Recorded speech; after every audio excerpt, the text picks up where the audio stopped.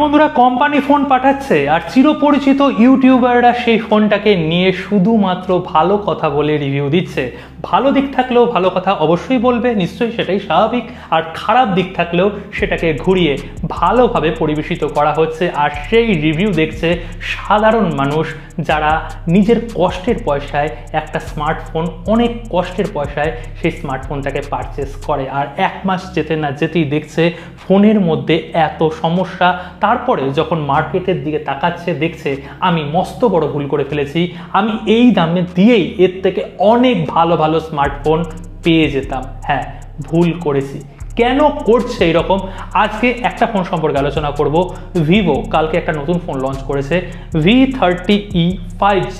আর এই ফোনটাকে নিয়ে বাংলা দেখুন, হিন্দি দেখুন, যাদের কাছে কোম্পানি ফোন পাঠিয়েছে, যারা টাকা খেয়েছে, ফোন পেয়েছে, তারা কত ভালো ভালো সুন্দর সুন্দর কথা বলেছে। কিন্তু 2 মাস পরে দেখবেন তারা আবার ওই ফোনটাকে রিকমেন্ড করবে না। এটাই বাস্তব চরিত্র। দেখুন, এই ফোনটার যদি আমি ছোট করে স্পেসিফিকেশনটা আপনাদের কাছে তুলে ধরি, ডিসপ্লে সেকশনে 6.78 ইঞ্চির একটা কার্ভ অ্যামোলেড প্যানেল রয়েছে, 120 হার্জের রিফ্রেশ রেট রয়েছে, ব্রাইটনেস লেভেলও সাফিসিয়েন্ট, যথেষ্ট ভালো, ইন ডিসপ্লে ফিঙ্গারপ্রিন্ট সেন্সারও রয়েছে। আমি পরে বলছি কি কি খারাপ কি কি ভালো দিক। এবং স্টাইলিশ লুক রয়েছে। অবভিয়াসলি এখানে কিন্তু কোনো গ্লাস বিল্ড কোয়ালিটি নয়, পলিকার্বনেটেড প্লাস্টিকের একটা বার্গেন্ডি ভালো কালারের একটা ভ্যারিয়েন্টকে লঞ্চ করা হয়েছে। ব্যাক সেকশনে এখানে ডুয়েল ক্যামেরা, 50 মেগাপিক্সেল সনির ক্যামেরা, IMX882 সেন্সার উইদাউট না উইথ OIS এখানে তারা দিয়েছে, এবং 8 মেগাপিক্সেলের আলট্রা ওয়াইড ক্যামেরাও রয়েছে। আর ফ্রন্টে ভিভোর সিগনেচার যেটা সাইন থাকে, 50 মেগাপিক্সেলের সেলফি ক্যামেরাও তারা প্রোভাইড করেছে। ব্যাটারি সেকশনে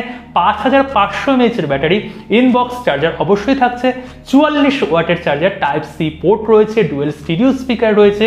হ্যাঁ, এক্সট্রা আপনারা ডেডিকেট মেমোরি কার্ড কিন্তু এখানে লাগাতে পাচ্ছেন, এবং দুটো সিম কার্ডও একই সাথে লাগাতে পাচ্ছেন। যদি প্রসেসর সেগমেন্টের কথা বলি, পারফরমেন্স হৃৎপিণ্ডের যদি কথা বলি, এখানে মিডিয়াটেক ডাইমেনসিটির 6 Gen 1 এই প্রসেসরটা দেওয়া হয়েছে, এবং সফটওয়্যার ডিপার্টমেন্টে ফানটাচ ওএস এর সাথে Android 14 পুরোপুরি মাখিয়ে দেওয়া হয়েছে।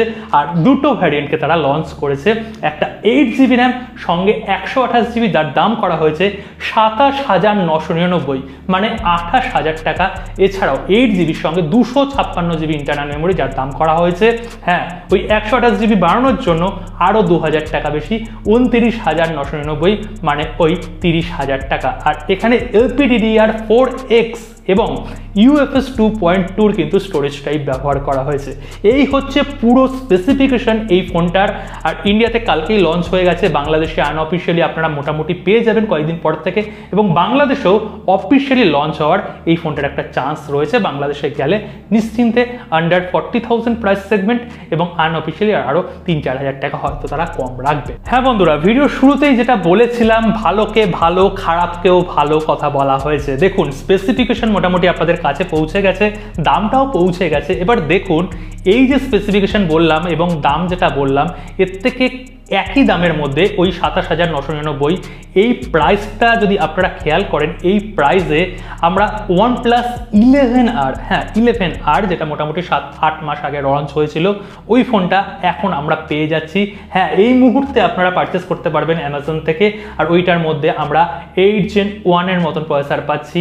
ওই ফোনটার মধ্যে আমরা কার্ভ অ্যামোলেড একই প্যানেল পাচ্ছি, ইন ডিসপ্লে ফিঙ্গারপ্রিন্ট সেন্সার রয়েছে, সনির ওখানে ক্যামেরা রয়েছে, ফ্রন্ট সেকশনের ক্যামেরা মেগাপিক্সেল অত হয়তো নেই, কিন্তু ওখানে ভালো লেভেলের ক্যামেরা দিয়েছে, সঙ্গে গ্লাসের বিল্ড কোয়ালিটি দিয়েছে, অক্সিজেন ওএস দিয়েছে। আর কি বলবো, প্রত্যেকটা সেকশনেই লিটারেলি বিট করে দিয়েছে।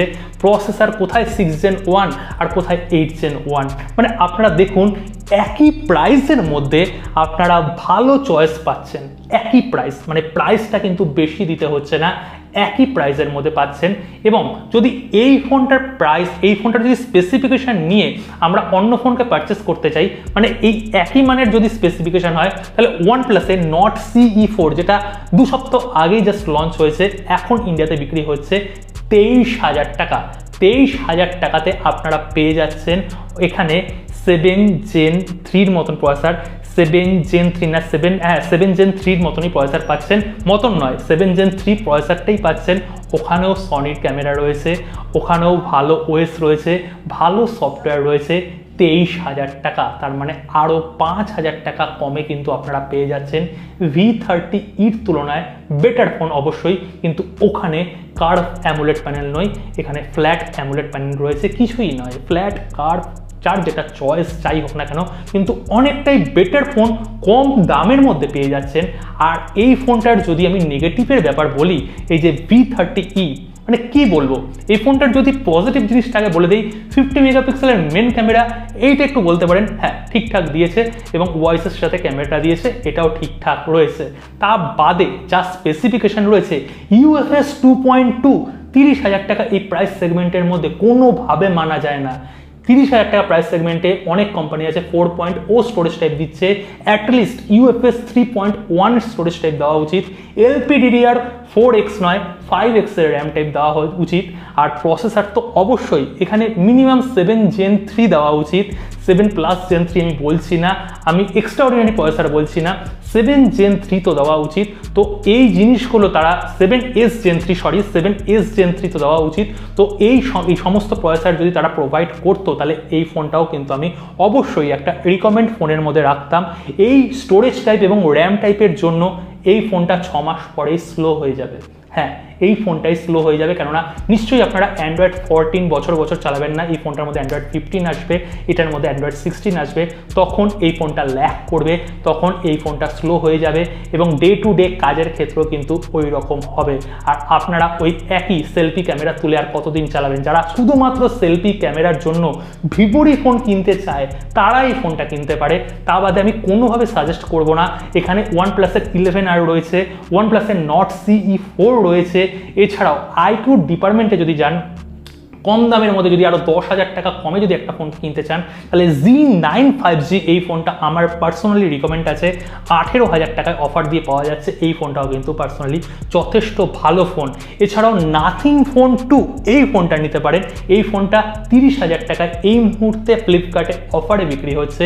এই ফোনটা 30,000 টাকার মধ্যে V30E মানে সমস্ত ডিপার্টমেন্ট কোনো ডিপার্টমেন্ট মানে বাকি নেই, সমস্ত ডিপার্টমেন্টে বিট করে দেবে। এছাড়াও আরেকটা ফোন রয়েছে, সেটা হচ্ছে অবশ্যই যে iQOO যেটা রয়েছে, iQOO যে Neo 9 Pro যে ফোনটা রয়েছে, সেই ফোনটার দাম সামান্য একটু বেশি, ওই 32,000 টাকা প্রাইস। সেখানে তো আমরা 8 Gen 2 মতন প্রসেসর পেয়ে যাচ্ছি, সনির ক্যামেরা পাচ্ছি, দুর্দান্ত লুক রয়েছে, LPDDR5X, UFS 3.1 না 4.1 এখানে স্টোরেজ টাইপ রয়েছে, মানে সমস্ত কিছুই বেটার ফ্ল্যাগশিপ লেভেলের ফোন হয়ে যাচ্ছে। এই ফোনটা ভুলেও কিনবেন না। যদি ভিভোর ফোন চাই সেলফির জন্য যদি কিনতে চান, তাহলেই আমি প্রেফার করব।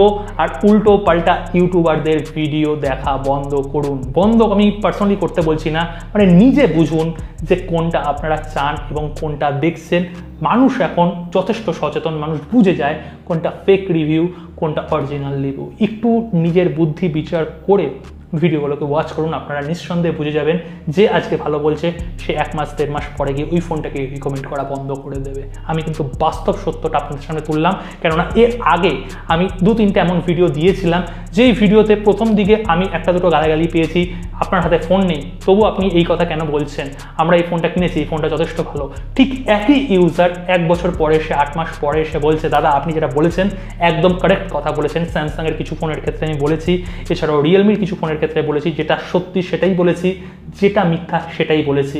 সত্যিকে মিথ্যা বলিনি, মিথ্যাকে সত্যি করিনি। হ্যাঁ, আমাদের অন্য একটা চ্যানেল আমরা ওপেন করব খুব তাড়াতাড়ি, ওইটা নিয়ে আমরা কাজ অলরেডি শুরু করে দিয়েছি। সেখানে হাতে ধরে আপনাদের সামনে অনেক ফোনের ব্যাপারে আলোচনা করব। একটু সময় নিচ্ছি, একটু ধৈর্য ধরুন, আমরা সত্যি কথাটা অবশ্যই বলবো। সকলে ভালো থাকবেন, সুস্থ থাকবেন, ভিডিওটা অফুরন্তভাবে শেয়ার করে দেবেন, সকলের কাছে পৌঁছানো উচিত। কালকে দেখা হচ্ছে নতুন ভিডিওর সাথে। সকলে ভালো থাকবেন, সুস্থ থাকবেন। আর দেখুন কতটা ঘামিয়ে গেছি, কষ্ট করেই অনেক কাজ করছি, এসি ফেসি ঘরের মধ্যে নেই, একটু মূল্য দিন। সকলে ভালো থাকবেন, সুস্থ থাকবেন, দেখা হচ্ছে কালকে।